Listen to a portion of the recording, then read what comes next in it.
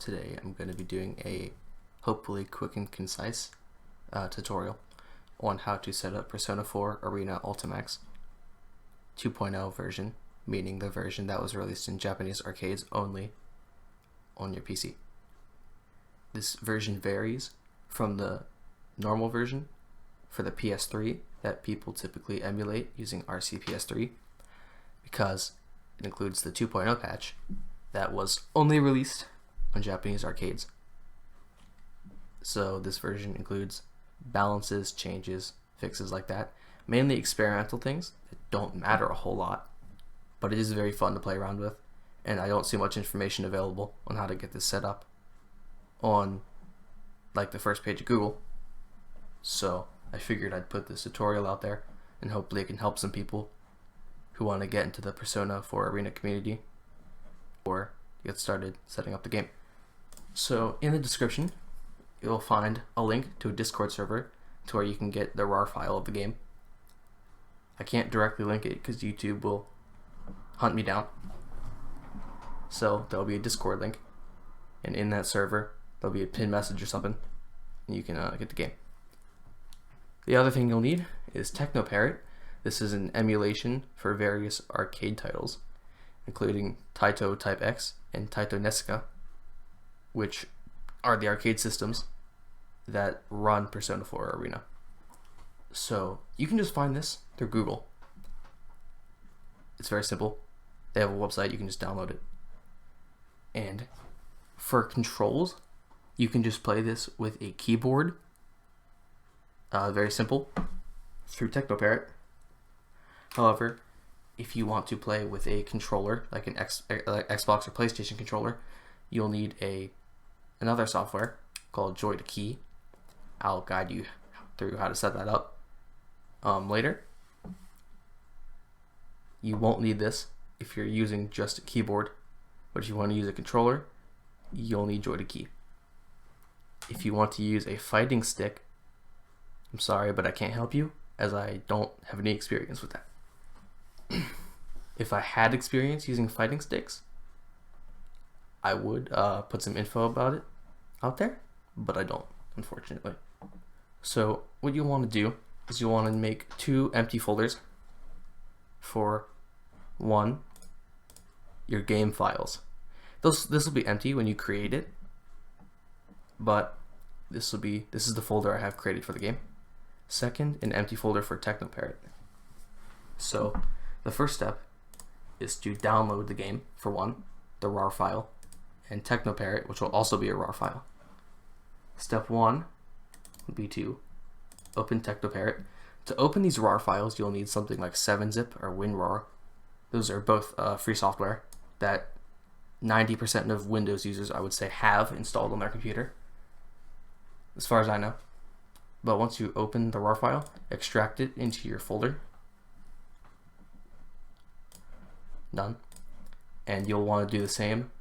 You'll want to do the same with the RAR of the game. You'll want to extract the game files into an empty folder, like I did here already. I already set this one up before I started recording because it takes a while to extract all the game files, and I didn't want to sit there in awkward silence, and I probably won't be editing this. So just to save time, that's what I did. Once you've got both the game files and TechnoParrot set up, the first step after that is to launch TechnoParrot.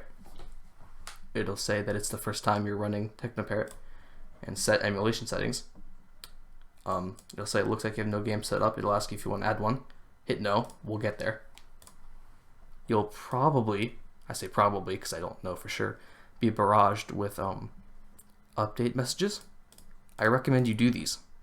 For the sake of the tutorial, I'll skip them. Now that you're here, click on the 3 lines at the top left. Click on Add Game, scroll down till you get Persona 4 the Ultimax Ultra Suplex Hold. It's right below Persona 4 the Ultimate in Mayonaka Arena. So find it, hit Add Game. Now that you've actually put the game in TechnoParrot, you'll need to direct TechnoParrot to the game's executable file. To do that, go to game settings. At the top, it'll say game location. Click on this blank space. It may actually say something for you. For me, it's only a blank space. So click on that area in general, and it'll pop up the please select game executable file browser. It did so automatically for me, but if you haven't, navigate to the folder where your game files are and find the game.exe and hit open on that. Now that the game has a executable file, you can save the settings, but I'll mention here that this checkbox next to the windowed option, if it's checked, the game runs in windowed. If it's unchecked, it runs in full screen. I recommend windowed because it's smooth and has no problems. You can run the game in full screen, but the issue with full screen is that when the game is running in full screen, if you try to hit your Windows key on your keyboard or look at any other open tab you have on your computer while the game is running, the game will crash. That's the only downside. Otherwise, it's a very smooth experience. Now that you've actually got the game set up, the next thing to do is your controls. I'll be talking about how to set it up with the keyboard first. Also, we'll be doing just one player for the sake of the tutorial. So, I'd say the most important thing here is the test.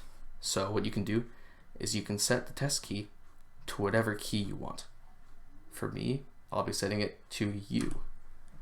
So it says buttons 21, that's just the U key on my keyboard. Second, your start key for player 1, I'll set it to Y. Up, down, left, right, these are your typical movement, like obviously as the name suggests, up, down, left, right. I'll be using WASD for these. The typical PC game controls. Buttons 1 through 6 are your attacks. Button 1 is your regular light attack, so set that to what you want. Button 2 is your light attack with persona, set that to what you want. Button 3 does nothing. Button 4 is your regular heavy attack, set that to what you like. Button 5 is your persona heavy attack. Again, change that to what you want. Button 6 does nothing. Now that you've got these set up, hit save. And now you're ready to configure the game. So, hit launch.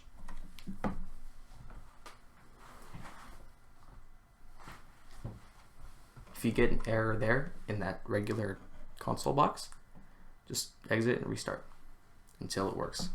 It almost always works. Occasionally, you'll get an error. You can just close it and restart and it should be fine. Now at this point, once the game's running, press the key you used on the test. For me, it was U. Once it's in test mode, use your movement keys to navigate down to system configuration. Once you're on system configuration, press any attack key. Any one attack key that you set, press it. It'll launch you into system configuration. Once you're here, you'll need to check whether your coin setting is set to free play or common. Typically, it should be set to common when you just download the game.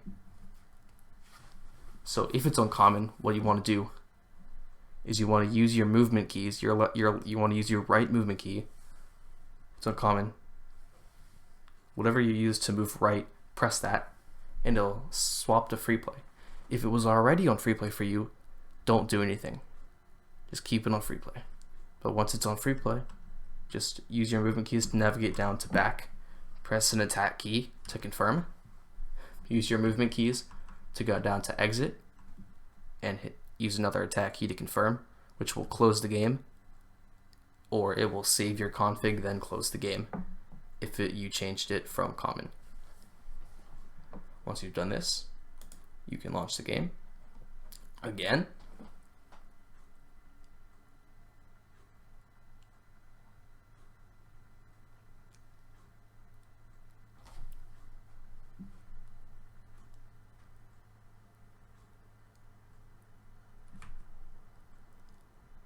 Once you've done that, use your start key.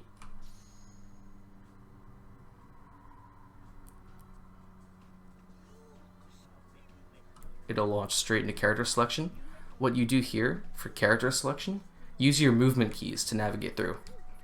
When you use your movement keys, you can select your player 1.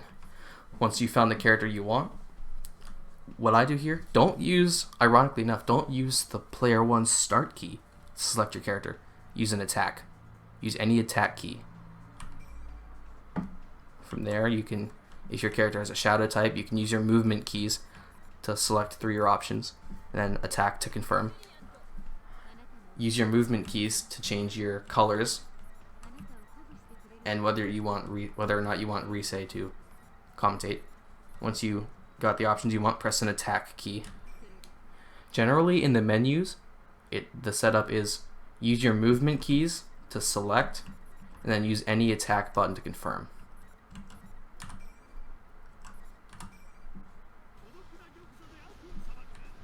The game runs great.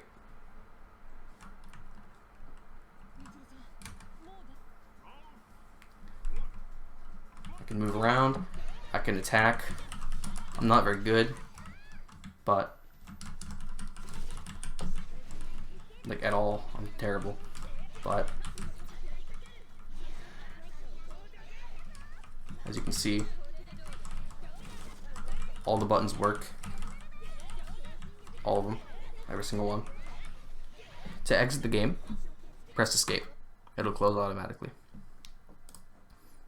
As far as the game goes, when it comes to keyboard, that's it. If you plan to just play the game with the keyboard, once you've got your keys set up, you're finished. That's all there is. Great. However, if you plan to play the game with a gamepad, such as an Xbox or PlayStation controller, this is where Joy to Key comes in. So download that and install that. Make sure your controller is connected to your computer so Joy to Key can recognize it. From here, Google Joy to Key and whatever controller you have. On Google, a web page will come up where it'll tell you what Joy to Key inputs equal what buttons on your controller. For me, I have an Xbox controller. So this is just a quick rundown of what buttons equal what. So I recommend you have your Joy to Key binds and your Technoparrot binds simultaneously showing so you know what you're doing. So for my controller, stick 1 is the movement stick, left, right, up, down, same as WASD, so I set those. So my left stick on my controller is my movement. Button 1, 2, 3, 4 is A, B, X, and Y on your Xbox controller. So I can set those to my attack. So I have A, B, X, and Y as I, J, K, L, which I have as my attacks on Technoparrot. Down here, I have button 8, which is the start button on the Xbox controller, as my player 1 select button, or my player 1 start button.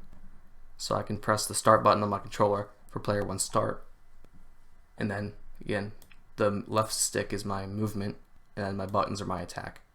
I don't know what the buttons are for a PlayStation on Joy to Key, but that's why I'm saying Google Joy to Key and then whatever controller you have.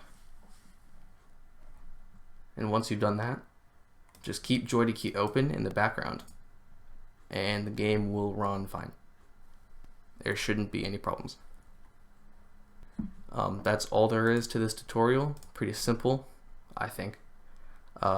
Thanks for lending me your time. I hope I was able to help anybody who's watching. If you liked, please like the video. If you dislike it, dislike it.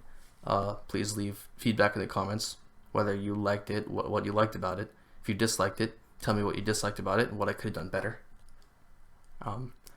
Thank you all for watching. I appreciate it.